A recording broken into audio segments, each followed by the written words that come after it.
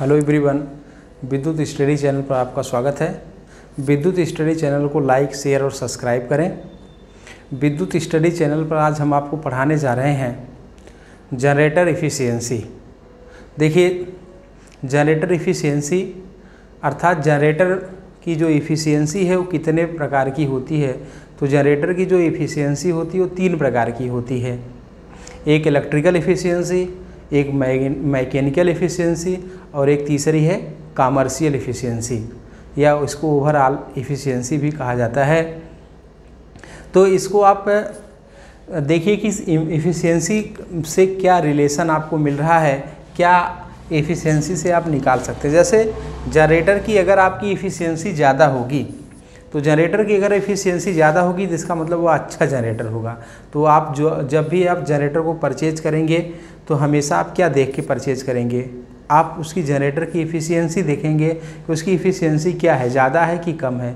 अगर ज़्यादा इफ़िशियंसी होगी तो आपका अच्छा जनरेटर होगा। अगर हम बात करते हैं कि एक आइडियल जनरेटर है और आइडियल जनरेटर की इफ़िशियंसी कितनी होगी, तो आपकी आइडियल जनरेटर की इफ़िशियंसी कितनी होगी। आइडियल जनरेटर की इफ़िशियंसी हमेशा 100% होती है।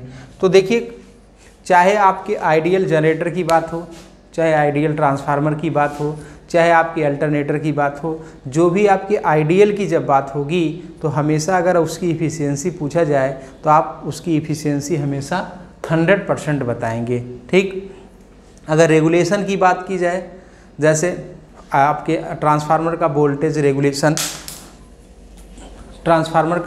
रेगुलेशन या जनरेटर का वोल्टेज रेगुलेशन, अगर आइडियल जनरेटर है अगर उसका वोल्टेज रेगुलेशन पूछा जाए तो आपका 0 होगा।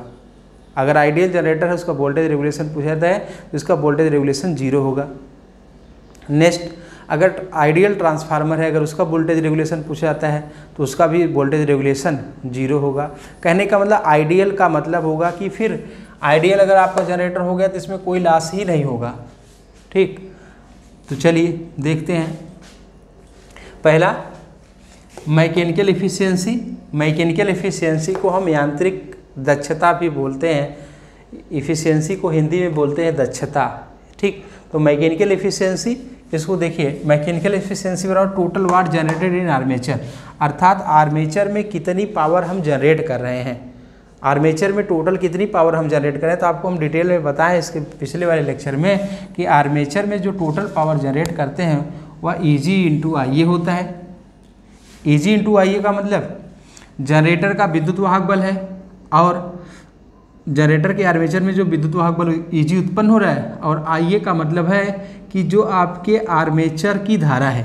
तो ईजी इंटू आईए का मतलब है कि जनरेटर में टोटल जो पावर उत्पन्न हो रही है अपान मैकेनिकल पावर सप्लाइड, और इसको फिर इसका मतलब कि आउटपुट मैकेनिकल पावर सप्लाई, इसका मतलब कि आउटपुट ऑफ ड्राइविंग इंजन। चूँकि आपको पता है कि हम जनरेटर में एक प्राइम मूवर का इस्तेमाल करते हैं। प्राइम मूवर के इस्तेमाल से, प्राइम मूवर के ही प्रयोग से, प्राइम मूवर ही हमारे आर्मेचर को घुमाता है। तो हम कितने मैकेनिकल पावर सप्लाइड दे रहे हैं जनरेटर को, तो मैकेनिकल एफिशिएंसी क्या होगी। मैकेनिकल एफिशिएंसी बराबर आर्मेचर में कुल कितना पावर उत्पन्न कर रहे हैं, आर्मेचर की कुल उत्पन्न पावर अपान मैकेनिकल पावर सप्लाई, यह आपकी हो गई मैकेनिकल एफिशिएंसी। दूसरा, इलेक्ट्रिकल इफिशियंसी। इलेक्ट्रिकल इफिशियंसी को इसको विद्युत दक्षता बोलते हैं। अगर हमें जनरेटर की इलेक्ट्रिकल इफिशियंसी निकालना हुआ, अगर आपसे पूछे कि जनरेटर की इलेक्ट्रिकल इफिशियंसी बताइए, तो जनरेटर की इलेक्ट्रिकल इफिशियंसी है watt available in load circuit upon total watt generated. देखिए, आपसे हम बताए हैं इलेक्ट्रिकल इफिशियंसी निकालने के लिए टोटल, आप इसको आप बोल सकते हैं कि आउटपुट, सपोज ये आपका आउटपुट है, आउटपुट में आपकी कितना पावर मिल रही थी, V into I, V into I L, और टोटल वाट जनरेटेड। टोटल वाट जनरेटर का मतलब आर्मेचर में कितना पावर कुल जनरेट कर रहे थे, तो आर्मेचर में टोटल हम पावर यही तो जनरेट कर रहे थे, ईजी इंटू आईए। अगर इलेक्ट्रिकल इफिशियंसी निकालनी हो तो उसका फार्मूला क्या मिलेगा, लोड को कितनी पावर हम दे रहे हैं या लोड कितनी पावर मिल रही लोड को अपान जनरेटर के अंदर कुल कितनी पावर पैदा कर रहे हैं। तो इलेक्ट्रिकल इफिशियंसी बराबर VIL upon EG into IA या watt available in load circuit upon total watt generated. Next तीसरा है ओवरऑल या कमर्शियल इफिशियंसी। यह आपका बड़ा महत्वपूर्ण है। ओवरऑल या कमर्शियल इफिशियंसी देखिए, ओवरऑल या कमर्शियल इफिशियंसी, कमर्शियल का मतलब व्यवसायिक। जो हम कमर्शियल इफिशियंसी जब हम जनरेटर को परचेज करते हैं तो यही इफिशियंसी देखते हैं उसकी कमर्शियल इफिशियंसी क्या है। जैसे अगर आप कनेक्शन लेते हैं, घरों का कनेक्शन लेते हैं तो आपका डोमेस्टिक कनेक्शन होता है। लेकिन अगर आप व्यापार के लिए कोई व्यापार करना चाह रहे हैं उसके लिए कनेक्शन लेते हैं तो आपका कमर्शियल होता है, मतलब कि व्यवसायिक। तो डोमेस्टिक कनेक्शन अगर आप लेंगे तो पर यूनिट चार्ज आपका कम लगता है, लेकिन जब वही चीज़ आप कमर्शियल कनेक्शन लेंगे तो पर यूनिट चार्ज आपका ज़्यादा हो जाता है। तो इसीलिए यह जो है आपका व्यवसायिक दक्षता है, इसी बेस पे हम जनरेटर को परचेज करते हैं कमर्शियल इफिशियंसी पे। तो कमर्शियल इफिशियंसी क्या होती है? Watt available in load circuit upon mechanical power supplied. अर्थात watt available in load circuit का मतलब है कि लोड में कितना आपका पावर अवेलेबल है अपान कितनी हम मैकेनिकल पावर सप्लाइड उसको दे रहे हैं। देखिए थोड़ा सा डिफरेंस है ओवरऑल इफिशियंसी और मैकेनिकल इफिशियंसी या कमर्शियल इफिशियंसी। देख रहे हैं मैकेनिकल पावर सप्लाइड और इसमें क्या है? Watt available in load circuit, मतलब कि लोड में कितनी आपकी पावर अवेलेबल है। और यहाँ पे क्या हम काउंट करते थे मैकेनिकल इफिशियंसी में? मैकेनिकल इफिशियंसी में काउंट करते थे कि आर्मेचर में कितनी पावर आपकी जनरेट हो रही है। ठीक, तो यही एक डिफरेंस है। अगर हम मैकेनिकल इफिशियंसी की बात करेंगे तो ऊपर क्या होगा? आर्मेचर में कितनी पावर अवेलेबल है यह जनरेट हो रही है। और अगर ओवरऑल या कमर्शियल इफिशियंसी की बात करेंगे तो हम बात करेंगे क्या कि हमारा लोड में कितनी इफिशियंसी है। यहाँ पे लोड होगा और यहाँ पे armature. Watt available in load circuit. Commercial efficiency की बात होगी तो ऊपर आपका होगा लोड में कितनी पावर अवेलेबल है। और अगर आपके मैकेनिकल इफिशियंसी की बात होगी तो आर्मेचर में कितनी पावर जनरेट हो रही है। यही एक डिफरेंस है। और नीचे का आपका जो है सेम है, मैकेनिकल पावर सप्लाइड। चलिए इसके बाद कमर्शियल इफिशियंसी बराबर होता है mechanical efficiency into electrical efficiency.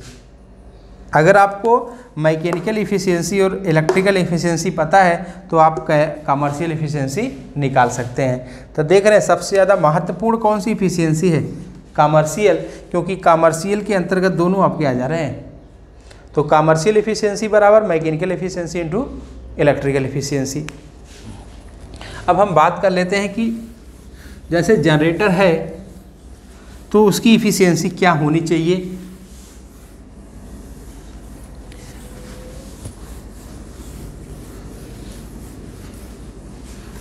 देखिए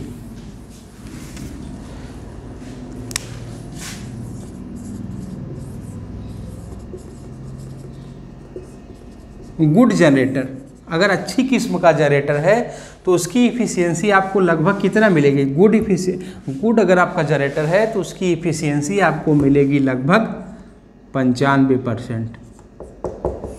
ठीक, अगर आपका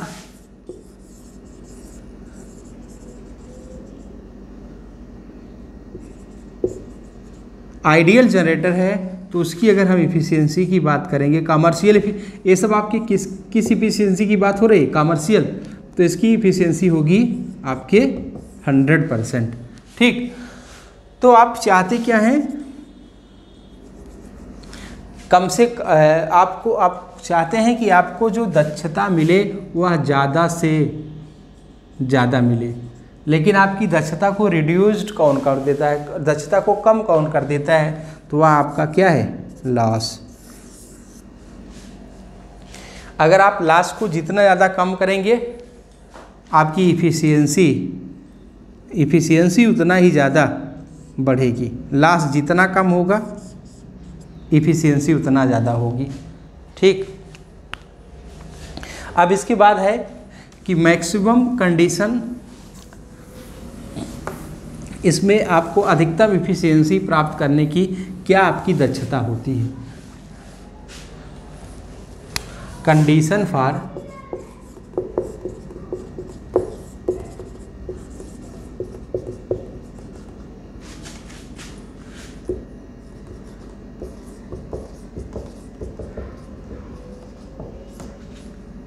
कंडीशन फॉर मैक्सिमम इफ़िशियंसी, अगर आपको मैक्सिमम इफ़िशियंसी जनरेटर से प्राप्त करना है, जनरेटर से अगर आपको मैक्सिमम इफ़िशियंसी प्राप्त करना है तो ऐसी क्या आप कंडीशन रख दें कि आपको मैक्सिमम इफ़िशियंसी प्राप्त हो जाए। तो इसमें क्या होता है, कॉपर लॉस बराबर आयरन लॉस। अगर हम कॉपर लॉस बराबर आयरन लॉस कर दें, जनरेटर में कॉपर लॉस और आयरन लॉस के मान को बराबर कर दें, तो हमें जनरेटर से क्या मिलेगी,